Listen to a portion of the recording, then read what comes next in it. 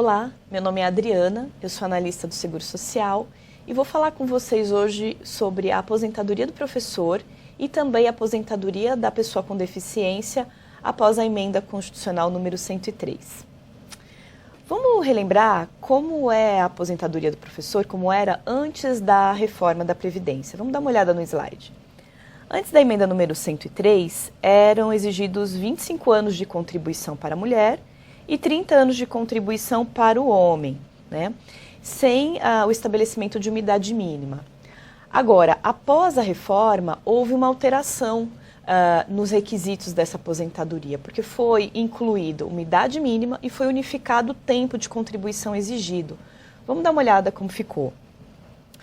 Para homens e mulheres, agora, é exigido 25 anos de contribuição. E uma idade mínima, que foi feito de forma diferenciada, 57 anos de idade para as mulheres e 60 anos de idade para os homens, né? Continua a exigência de comprovação da atividade do professor no ensino infantil, fundamental e no ensino médio. Essa exigência ela permanece, ou seja, esse tempo de 25 anos de contribuição deve ser exercido na educação infantil, fundamental ou média, como dito anteriormente. Mas como fica a aposentadoria do professor para aqueles segurados já afiliados antes da emenda constitucional número 103, né? Como a gente sabe, o direito adquirido ele é preservado para aquelas pessoas que completaram todos os requisitos antes da emenda constitucional, mas nós temos aqueles segurados que não adquiriram o direito antes da reforma, mas que já estavam no caminho de aquisição desse direito. Para esses segurados foram estabelecidas 3 regras de transição. Vamos dar uma olhada como ficou cada uma dessas regras. Vamos dar uma olhada nos slides. A primeira regra de transição está contida no artigo 15, no parágrafo 3º da emenda constitucional número 103, e ela estabelece no mínimo 25 anos de contribuição em efetivo exercício nas funções de magistério, na educação infantil, no ensino fundamental e médio, no caso das mulheres, devendo atingir 81 pontos no somatório da sua idade com os anos de contribuição. E no caso dos homens, 30 anos de contribuição, também em efetivo exercício nas funções de magistério, devendo atingir 91 pontos no somatório de sua idade com os anos de contribuição.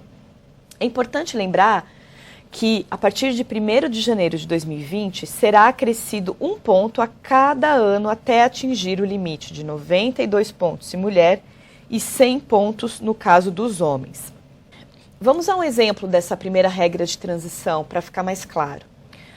Vamos imaginar uma segurada chamada Maria, que em 2019 tem 50 anos de idade e que atingiu nesse ano 31 anos de contribuição. Se nós somarmos os 50 anos de idade mais os 31 anos de contribuição, ela atingiu os 81 pontos, que é o requisito exigido nessa regra de transição. Portanto, ela tem direito a se aposentar segundo essa regra de transição. Além dessa primeira regra de transição, nós temos uma segunda hipótese para esse professor. Vamos dar uma olhada como ficou. Está contido no artigo 16, no parágrafo 2º da emenda constitucional número 103. Onde para a mulher é exigido 25 anos de contribuição e uma idade mínima de 51 anos. E no caso dos homens, 30 anos de contribuição e 56 anos de idade, sendo que, a partir de 1º de janeiro de 2020, serão acrescidos 6 meses a cada ano, até as idades atingirem 57 anos de idade no caso da mulher e 60 anos de idade no caso dos homens. Além dessa segunda regra de transição, nós temos uma terceira opção ao segurado. Vamos dar uma olhada como ficou esse também. Nessa regra é estabelecida uma idade mínima para as mulheres de 52 anos de idade e para os homens de 55 anos de idade. E no caso na questão do tempo mínimo de contribuição para as mulheres, 25 anos de contribuição e no caso dos homens, 30 anos de contribuição. E aqui foi incluído o chamado pedágio, né, que é um período adicional de contribuição correspondente ao tempo que, na data de entrada em vigor da emenda, faltaria para atingir o tempo mínimo de contribuição. É o chamado pedágio de 100%. Vamos ver num exemplo como ficaria a situação de um professor que tem direito segundo essa última regra. Um segurado chamado João, que em 2019 tenha atingido 55 anos de contribuição, portanto, ele tem a idade mínima exigida nessa regra, e que em 2019, ou seja, antes da reforma, ele tinha 29 anos e 8 meses de contribuição. Faltava, portanto, para ele se aposentar 4 meses. Faltavam 4 meses para ele atingir 30 anos de contribuição. Com o pedágio de 100% do tempo que faltava, então ele precisa de mais 4 meses. Então, quando que o João vai se aposentar? Quando ele cumprir 30 anos de contribuição e 4 meses como professor. Então, 30 anos e 4 meses de contribuição, o João tem direito a se aposentar como professor segundo essa regra de transição. É importante lembrar que aqui eu trouxe para vocês as regras de acesso, as regras de transição. Mas é importante para o segurado saber também qual vai ser mais vantajosa segundo os valores. E isso vocês vão ver na aula de apuração do cálculo do valor do benefício. Então, a gente verificando qual a regra de acesso que ele melhor se encaixa e qual valor para ele é mais vantajoso, para o segurado é importante saber para ele escolher a melhor aposentadoria que lhe convém. Vamos falar agora como que ficou a aposentadoria da pessoa com deficiência com a reforma, né, da Previdência. A emenda constitucional ela trouxe que não houve alteração nas regras de acesso a esse tipo de aposentadoria. Sendo assim, vamos relembrar quais são essas regras de acesso segundo a Lei Complementar 142. Segundo a Lei Complementar, é exigido 25 anos de tempo de contribuição no caso dos homens, 20 anos de contribuição no caso das mulheres para os segurados com deficiência grave. No caso da deficiência moderada, são exigidos 29 anos de tempo de contribuição para o homem, 24 anos de contribuição para a mulher. E no caso da deficiência leve, é exigido 33 anos de contribuição para o homem e 28 anos de contribuição para as mulheres. E no caso do valor do benefício, segundo a emenda constitucional, também isso não foi alterado, também permanecem as regras da Lei Complementar 142.